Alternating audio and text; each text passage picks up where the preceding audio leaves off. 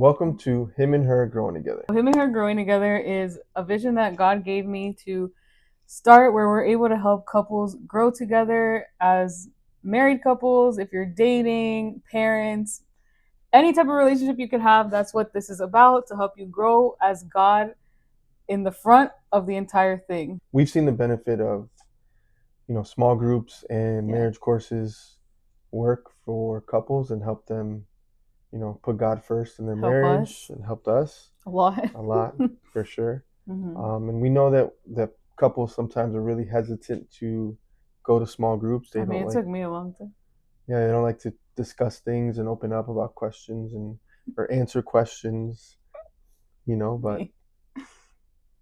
it only can help. So I think that God giving us this will help people because it'll be like a small group, but it'll be by themselves. They can do it at home, and they don't have to be in a small group with other people. They can, even though we highly encourage small groups, absolutely, they are very beneficial in every way, not just as a married couple, as singles, as parents, whatever. We've made they're very, very beneficial. Great friends from the small group. So today we're going to be discussing vertical marriage. We were originally going to do a small group about it, but family issues came up and we had to cancel the group. But we're going to do it. I don't feel like it's a coincidence that God led us to this. Yeah. I think there is a reason for it, and we're going to share it with you guys and share our answers, and hopefully you guys can grow from it as well. Vertical marriage comes with the videos that you can find. We'll put the links in the description. They're 25-minute videos. Yeah. And they're old school. They're old school videos. It's fine. I mean this video is not the best quality. No, it's not. It's really not. We're sorry. We're gonna get there though. God will get us there. This is number one. So if you watch the videos, just know they're not gonna be the best quality and they might be a little cheesy, but they're the message, and I guarantee you can get something out of it if you go watch them with an open heart and the questions and stuff. They're real. They're a real couple. There's some crazy stuff on there. Yeah, they went through some crazy stuff. Our marriage and our journey is different, just like your journey is different. So we may not, us as a couple, fully align or not align, but fully relate. We might not fully relate to with everything they went through, but we can definitely learn the lessons that they went through. I think there's a proverb that I know there is a proverb in the Bible that says, someone who is I'm going to butcher it, but someone who's smart learns from their experiences, but a wise man learns from the experiences of others. So people have gone through stuff and they've made this book because they've learned from their experiences, and now they're sharing so that we don't have to experience it, but we can learn from their experiences. Kind of like what we're doing right now. Yeah, learn from their experiences without having to go through them. Yeah. I don't want to burn myself to know that something's hot. Someone else has already been burned. Which is the problem that a lot of people have. Yeah. Because we don't want to learn from other people's mistakes. We're like, oh, I'll learn myself. But why? Why go through all of that for no reason? God gives us the wisdom to all of that burn then. Yeah. Let me not touch it. If you want to watch the video first, you can. You can, go click the link. We'll have it linked down below. Linked. But we're going to start with the questions. Oh, so the Kickstarter is everyone's going to get a piece of paper, and you are going to rate your marriage today between 1 and 10. So you can't look at my paper. I can't look at his. And it says don't overthink it. Just write down where you think your marriage is today. But what is this based off of? Does your marriage? Don't overthink it. They said. Okay. Don't look at mine. I'm not looking. I'm gonna be so sad if we're not the same. Oh yeah. You already saw mine, huh? I didn't. Promise. Okay. So we're gonna hold this till the end of the episode, and then we will open our answers. And disclaimer: if you hear say promise a lot. That's our I swear to know we're not lying. Yeah, we can't. You cannot promise and lie. Yeah. That is a sin. Yes. Just kidding. Vertical marriage is where it's sort of like a triangle, where you have triangle, I'm a math person, so you have the vertices down here and the vertex up here. right? So if God's up top and we all get closer to God, then that us getting closer to God will allow us to align ourselves, and we get closer as a couple because we're getting closer to God. So a lot of times people think that in a marriage that no, they need to be fixed, I need to be fixed, and they need to fix their issues, and I need to fix my issues. But if we are both getting closer to God, our issues will be fixed, and we'll have a godlike marriage because we're getting closer to God. I saw something that said it's not 50-50, it's 100-100. Yes. So like it's not you get 50% and I get 50% and then we make 100. No. It's like when you're at 20, I gotta be the rest. Yes. When I'm at 50, you gotta be the 50 to complete the 100. It's not. No, it doesn't make sense. If you're the 50 and I'm the 50. So if it's not 50-50 and it's 100-100, yeah. If you're giving 80, I gotta be 120. Yeah. Like we don't complete each other. We complement each other. Does that make sense? Yeah. No, it doesn't. You're not getting it. I can tell. I can tell when you're not getting it. So like if we say it's 50-50 and you're at 20 and I stay at 50, something's missing. I have to be able to put the rest to help you. The same you with me. Like if you work all day and you come home and I'm like, I'm not feeling it today. Like I'm not doing good today. I need help. But you're like, oh, I already worked. I'm going to go sit and relax. That's not going to work in a marriage because you now step in and you're like, how can I help you to not feel this way? Yeah. The same vice versa. If you're at work and I've been home all day with Emmanuel and you're like, I'm not doing good. I need help. I'm not going to be like, oh, well, I've been home all day watching Emmanuel. You got to figure it out yourself. Mm-hmm. Do you know what I'm saying? Or like, you don't feel good, trash, like stuff like that. I agree.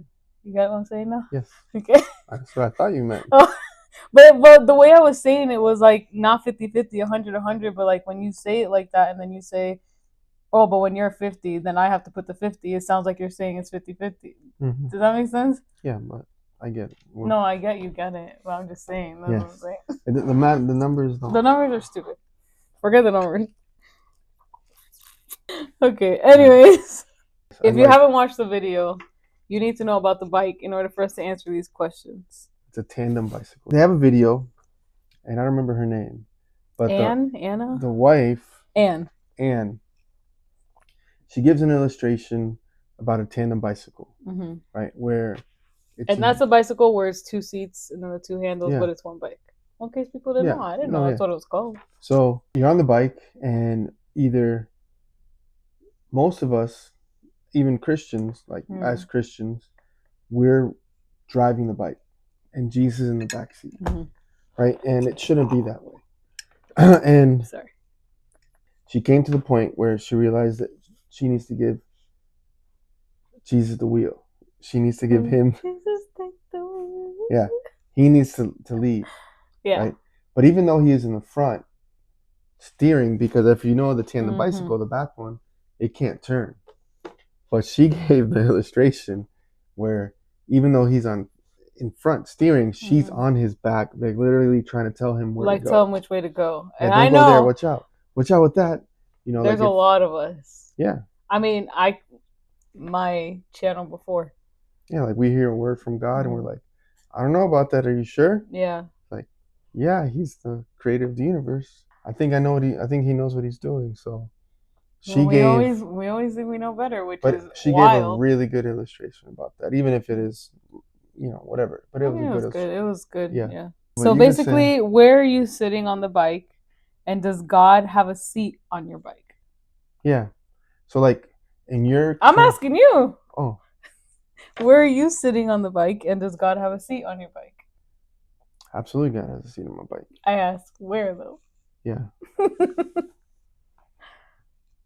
I'm going to say right in this present time, I feel like in some areas of my life, God has the front seat, and I'm finally, for the first time, with this channel is a very big example of that. Like I'm fully allowing him to take full control, and I'm not trying to do anything about it. But then there's also other areas in my life where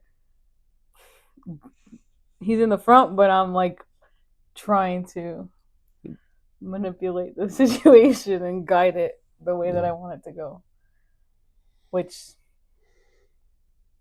is a work in progress for me. Yeah, I feel like in some areas of my life, he's in the front seat 100%. Yeah. I'm just along for the ride. Mm. And then there's some areas where I need to relinquish more control and Can you allow give an him. example, or you don't want to? Example like of my career, my job. Mm-hmm. I feel like I've given God total control. You know, if, I'm a high school math teacher, and I don't make that much, so Mm-hmm.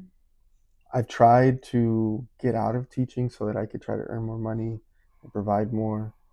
But I finally come to the conclusion that God wants me to teach, and I'm just gonna do what He has placed me to do. I'm gonna do it well until He tells me to go somewhere else or do something else. So I think that's one area where I definitely have let Him reign and take control, and He's provided. So like, Yeah. we've been able to do a lot of things on God's salary that He's given me. We thought we needed to have more income to do certain things, and God was like, no, you just need to trust me, and I'll provide those opportunities. Like, we took a road trip to Seattle, all the way from Florida to Seattle. That was wild. And we've done. I mean, it can be little things, just money, having enough money for food. We've done staycation. We've never had somewhere not to live. Yeah, we've always. Absolutely. So that's one area where I think I feel I've let God take full control. Mm-hmm. You don't have to say the other one if you don't want to. No, I mean, where you're struggling. I feel like God, He basically like moved or told me to write a book about healing, and I have a spinal cord injury. I'm a C4, C5 quadriplegic, so that's one area where that he may not be in the front seat guiding me, where I'm working on doing that. It's been one of the hardest things I've done. Try to write this book. So yeah. Some parts are hard. And that doesn't make us a better or worse Christian than anybody else. It's just learning to trust him. And I mean, that's something I struggled with, was feeling like I wasn't good enough as other people because someone else wasn't struggling in the same thing that I was struggling in. And I was like, I just don't understand, like, how can they do it but I can't? But one thing I've learned is we're all in our own, like, we're on our own ride with God. Like, there's no better way to say it. Like the bike, we're on our own ride with God, and it's just allowing him to take control. But when we don't have that, we just have to pray and literally just soak yourself in the word and just be consumed by him, and he will transform us. There's no way that we can truly be following God and not be transformed. It's just not possible. Because go ahead, say. Will truly be following God. Because some people think they're following God. Oh yeah, that's what I mean. Like, if you're reading your word and you're praying, like, you're really doing these things and having that relationship with him, there's no way you can't be transformed. Yeah. Because how can you read what he's done, read everything about him, and not be transformed? Unless you have like a really hardened heart to not. I mean, or just see it as atheists that have read the Bible like 10 times. Yeah, but you don't have that relationship with God then at that point. And that's the key, is that because life changed. Once I truly had a relationship with God, my life changed completely. It wasn't just I was reading the Bible. What did it take for you to have a relationship with God? It's a great question. I don't know how to explain it. Like, it's hard to explain. Because I know people. That's a great question. Honestly, I don't know how to explain it. Because there's some people that go to church and they're like, But to me, the relationship with him is not going to church. It's No, not. I understand, but It's there's good. people that go to church or don't go to church, and they're like they feel like they want to have that relationship. They want to hear from God, and they want to have God in their lives, but You they don't. cannot hear from God if you're not reading your word every day. Like you can't. I'm not saying that's not correct because I have heard him when I'm not reading every day. Mm-hmm. But like if you don't know your word, like if you don't how do I get to know Andre if I don't know about him and study him and like learn everything about him? Why would we want a relationship together if I don't try to get to know you and you get to know me? That's not a relationship. Mm-hmm. That's not even a friendship. That's nothing. Yeah. So God already knows everything about me. There's nothing left for him to know about me. Like he knows everything. Yeah. So if I want a relationship with someone, what do? You get to know them. You get to like experience everything with them and Yeah. I think so reading the word, because like if some people say they've never heard from God, but like he's already said a lot in the Bible. Like yeah, he's like literally, literally if you have a question, there's answers. There are answers. and I think the second part is It's willingness too. prayer. Like really, like people think sometimes prayer is like very formal thing, but just Me on the floor crying. just talking, like pouring your I mean, heart yeah. out to God and Mm-hmm. speaking that really. And prayer doesn't have to be where you're like sitting down somewhere perfect. Like I pray in the shower, I pray in the car, I pray while I'm cooking, I Mm, literally pray everywhere and anywhere. Like I don't care. To me, prayer is just me talking to God. mm-hmm. And he already knows everything that's in my mind anyways, but it's me just like sometimes just crying out to him, Yeah. like literally just crying out and being like, God, I don't know what to do. I need help. But you also have to be open to hearing things because sometimes God speaks to us and we choose to not listen. We know everybody says the gut feeling, the Holy Spirit. Okay, the Holy Spirit gives you Yeah, that nudge, the definitely. right from wrong, or the wanting something, or like if you've ever, I don't know, give me an example of something. Like, let's say a small group. You felt like, oh, in your gut, like I should join. That's the Holy Spirit being like, you Yeah, need to go. absolutely. Like you have to go. This is not just a I'm getting a feeling. No, you need to go. Like those are signs. That's where the whole relationship with God comes Starts. together. Yeah, you feel it. You just know. Like I can't explain. You just know. Mm-hmm. And there's nothing in this world compares to that. Absolutely nothing. I love Yeah. you with all my heart. My hand's cold, Yes. but nothing in this world compares to that at all. No, it's awesome. Yeah. It's the best feeling. Anyways, let's get back to this. Okay, how does the road feel? Is it smooth or bumpy, uphill, downhill? Which we talked about that kind of like. Um, is the wind at your back or in your face? I don't remember that part. Well, I think what they're trying to say is like, does it feel like a smooth ride, or does it feel like a bumpy ride, or does it feel Hmm. like, because when you're riding a bike and the wind's in your face, it's harder to pedal, or if you're riding Hmm. uphill, you're not going as fast as you can or Yeah. as you want to. So Okay. I think for me, like sometimes another part that I struggle in is when an opportunity presents itself, is that I struggle with waiting and asking God if I should. And I over ask. Yeah, we're the complete opposite. We really are. I'm like, Like, God, what? What do I do? yeah. Why? What do I do? So I have this mentality where if something's there, Yeah. I'm gonna go for it, and if God does not want me to go for it, He'll He'll guide me and redirect me, which it's better I think than not doing something, but I don't think it's the best, you Yeah. know.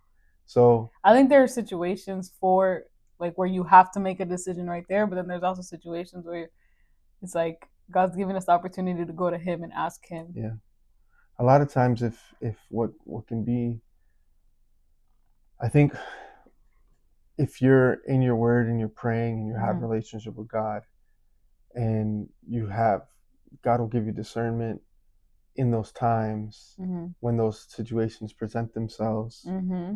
But if you're not as close as you should be, then you have to be like, okay, and And make you a got to decision. pray for these things too. You got to pray for Yeah. discernment, Pray for a closer relationship with God. Pray for everything.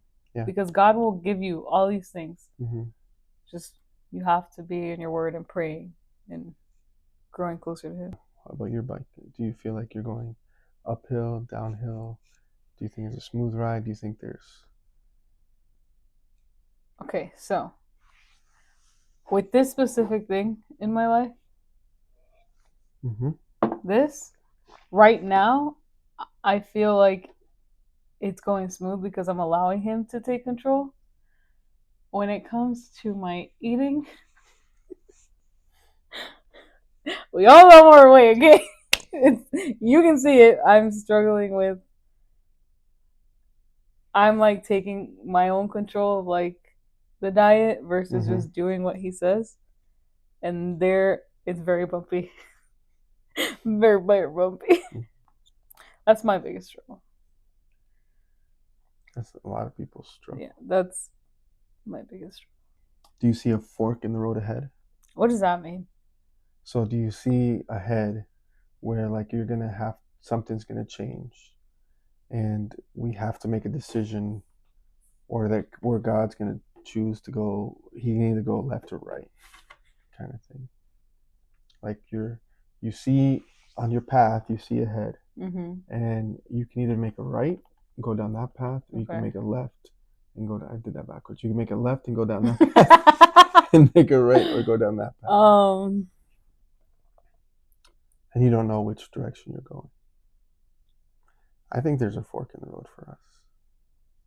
With what? Like, with, I know I just my talked heart about, started beating faster. I know I just talked about my career and stuff, but like, yeah. We feel like God.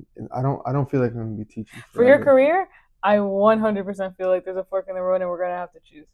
Yeah. 1,000,000%, only because of the dreams, only because of the feelings, the visions. Like, yeah, there's something there. 100%, I believe that. We feel like it's coming. We don't know what it is. Yeah, just yeah. Again, you pray and ask God for discernment, ask God for guidance, and that's what we've been doing. Yeah. I mean, I feel like for a lot of things, like for everything though, there could be a fork in the road. No. Yeah, I feel like another part is where our lease is coming up. Yeah. Yeah. Our lease is going to end in September. And according to... we're seeing that the rent has increased. It's going to increase. Well, it's increased for other people. For the new people. We don't know for us, but it's not looking... A lot of people are moving out. Let's just put it that way. A lot of people are moving out. That doesn't mean that we're... It doesn't. But again, I decided with that, God's going to sit in the front of the bike. And He's just going to roll. Because just like everything else, we've always had a place to live. We've always had a place. Does it suck to have to move so much? 1,000,000%. It sucks so much, especially in a 2-floor house. But God has the ultimate say, and He has all the control of that. So that one He has full control. I'm not even going to stress about that. The thing we have here to do is reveal our numbers. You first. No, you first. No, you same first. time. I'm gonna be so sad if yours is low. I'm just kidding. That's not the point. But I am gonna be sad.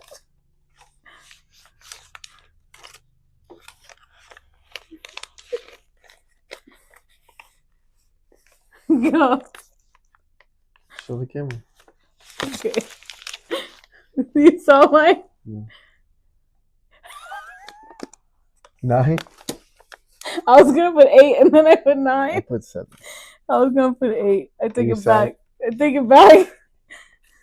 Wait, why? I don't know. I think we have room to grow. I know, that's why I put 9. I think there's areas we can grow in. Okay. Like what? I don't know. You do know. I think there's areas in like us spending time together, how we spend time together, the way we communicate sometimes. I don't know what you're talking about. I don't know what you're talking about. So, yeah. I think it's a good number. I think it's a low number. It's a low number? Yeah. No. I think I just have higher standards for the numbers. So you're saying I have low standards? I think we're probably at the same number. I think, I don't know, to me a 10 or a 9. That's why I was gonna put 8, but then I put 9 for some reason. I was contemplating between 7 or 8. So then we're both in an 8 around there. Yeah. Take my number back. So I'm I also kidding. base this off of our See, relationship. what were we basing it off of? I don't even know. Our relationship with God. Like, No, that's not fair. I don't put a 9 for my relationship with God. well, like how can our relationship be a 9 if our relationship with God is not a 9? That's not nice. That's like a mic drop moment. No, like, you know. Yeah.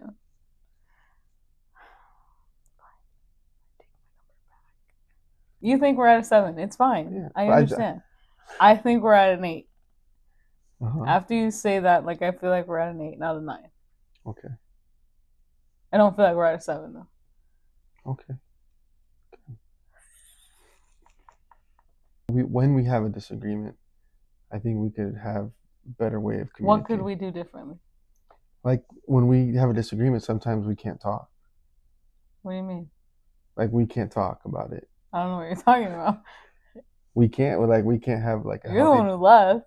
We can't have a healthy. I have to go to work. You What do you mean? Like, you left upset. Okay. We still like said bye or whatever, Yeah. but you left upset. Yeah, that's what I'm talking about. I'm not saying like it's you. Conflict resolution. But what could we do differently if we have like different opinions? I think we're leading into the second part of the week because the next week is conflict. So with that said, come back next week. Yeah. Tuesday, 8 a.m. is when we're going to be posting for conflict and conflict resolution. Fight me like a man. That's the next one. Fight me like a man. We really hope that you guys enjoyed our conversation like type videos, not just. Yeah. I don't even want to call it a podcast, to be honest. It's just him and her growing together. She made that. Thank you. Make sure to like, subscribe if you want to keep watching our videos and make sure you don't miss any. How do you not miss any? Turn on the notifications. Oh, there you go. And share this video with people if you know anyone who needs to. Would benefit. If you know anyone who would benefit from doing Bible studies with us, from doing just Q&As. If you guys have questions, leave them down below because we'll answer almost anything. If this helps you at all, if this helped. Yeah, let us know. Prayer requests, whatever. This is our safe space. We don't want this to be a place where there's like negativity. There's negativity and then there's people just being. Yeah, because if you'll get blocked real quick. Yeah, I like blocking people. We love you guys, and we'll see you in next week's episode.